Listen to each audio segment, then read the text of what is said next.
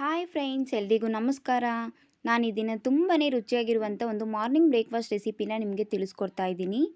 ಮಕ್ಕಳಿಗೆ ಲಂಚ್ ಬಾಕ್ಸ್ಗೆ, ಮಾರ್ನಿಂಗ್ ಬ್ರೇಕ್ಫಾಸ್ಟ್ಗೆ ತುಂಬ ಬೇಗನೆ ಮಾಡ್ಕೊಳ್ಬೋದು. ಅದರಲ್ಲೂ ಹೊಸ್ದಾಗಿ ಅಡುಗೆ ಕಲಿತಾ ಇರೋ ಅಂಥವ್ರಿಗೆ, ಬ್ಯಾಚುಲರ್ಸ್ಗೆ ಒಂದು ಈಸಿ ರೆಸಿಪಿ ಅಂತಲೇ ಹೇಳ್ಬೋದು. ತುಂಬ ಬೇಗನೆ ಮಾಡ್ಕೊಳ್ಬೋದು, ತುಂಬಾ ಟೇಸ್ಟಿಯಾಗಿರುತ್ತೆ. ಈ ವಿಡಿಯೋನ ಎಲ್ಲೂ ಸ್ಕಿಪ್ ಮಾಡದೆ ಕೊನೆವರೆಗೂ ನೋಡಿ. ನನ್ನ ಚಾನಲ್ನ ಯಾರಾದರೂ ಹೊಸ್ದಾಗಿ ನೋಡ್ತಾ ಇದ್ದರೆ ಸಬ್ಸ್ಕ್ರೈಬ್ ಮಾಡ್ಕೊಳ್ಳಿ. ಹಾಗಾದರೆ ಬನ್ನಿ, ತುಂಬಾ ರುಚಿಯಾಗಿರುವಂಥ ನಿಂಬೆಹಣ್ಣಿನ ಚಿತ್ರಾನ್ನನ ಯಾವ ರೀತಿ ಮಾಡೋದು ಅಂತ ನೋಡೋಣ. ಸ್ಟವ್ ಮೇಲೆ ಒಂದು ಕಡಾಯಿ ಇಟ್ಕೊಂಡಿದ್ದೀನಿ. ಕಡಾಯಿಗೆ ಒಂದು 3 ಟೇಬಲ್ ಸ್ಪೂನ್ ಆಗೋಷ್ಟು ಎಣ್ಣೆ ಸೇರಿಸ್ಕೊಂಡಿದ್ದೀನಿ. ಎಣ್ಣೆ ಬಿಸಿ ಆದಮೇಲೆ ಸ್ವಲ್ಪ ಸಾಸಿವೆ, ಒಂದು 8 ಹೆಸರು ಕರಿಬೇವನ್ನು ಸೇರಿಸ್ಕೊಂಡಿದ್ದೀನಿ. 2 ಟೇಬಲ್ ಸ್ಪೂನ್ ಆಗೋಷ್ಟು ಕಡಲೆ ಬೀಜ, ಒಂದು 1/2 ಟೇಬಲ್ ಸ್ಪೂನ್ ಆಗೋಷ್ಟು ಕಡಲೆಬೇಳೆ, ಒಂದು 1/2 ಟೇಬಲ್ ಸ್ಪೂನ್ ಆಗೋಷ್ಟು ಉದ್ದಿನಬೇಳೆನ ಸೇರಿಸ್ಕೊತಾ ಇದ್ದೀನಿ.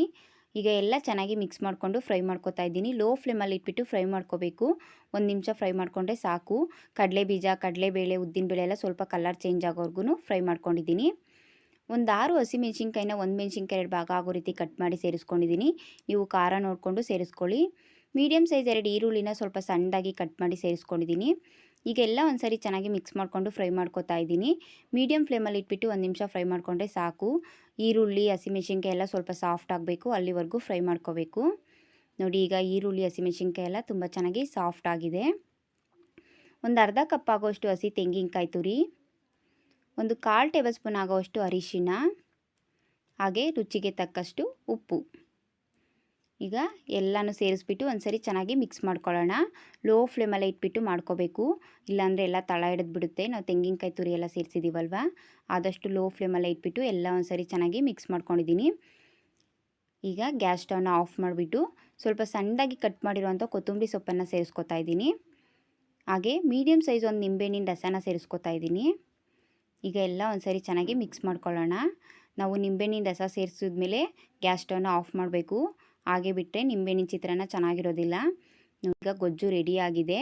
ಈಗ ನಾನು ಒಂದು 1/4 kg ಆಗೋಷ್ಟು ಸೋನಾ ಮಸೂರಿ ಅಕ್ಕಿಯಲ್ಲಿ ಅನ್ನ ಮಾಡಿ ಇಟ್ಕೊಂಡಿದ್ದೆ. ಆ ಅನ್ನನ ಸೇರಿಸ್ಕೊತಾ ಇದ್ದೀನಿ. ಅನ್ನನ ನೀವು ಯಾವುದೇ ಅಕ್ಕಿಯಲ್ಲಿ ಅನ್ನ ಮಾಡಿಕೊಂಡ್ರು ಅಷ್ಟೇ ಉದುದ್ರಾಗಿ ಮಾಡ್ಕೊಳ್ಳಿ. ಆವಾಗ ರೈಸ್ ಐಟಮು ತಿನ್ನೋದಕ್ಕೆ ತುಂಬಾ ಚೆನ್ನಾಗಿರುತ್ತೆ.